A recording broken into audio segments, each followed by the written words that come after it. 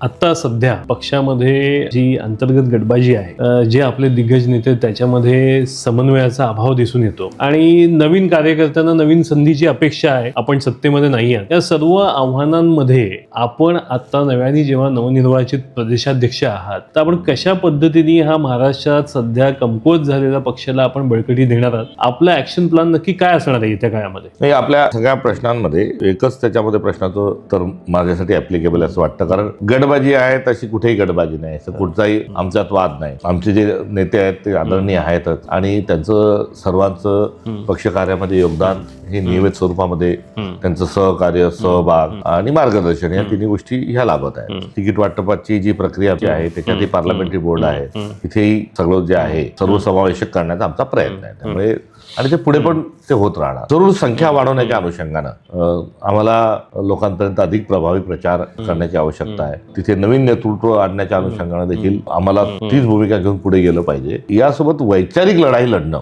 आणि संघटना मजबूत करणं हे दोन आमचा अजेंडा राहणार आहे. त्यामुळे आम्ही आमची वैचारिक लढाई लढत जाऊ आणि संघटन मजबूत करत जाऊ. या दोन पायावर 2019ला 29ला सत्ता आमची येईल हा आमचा विश्वास आहे. ओके.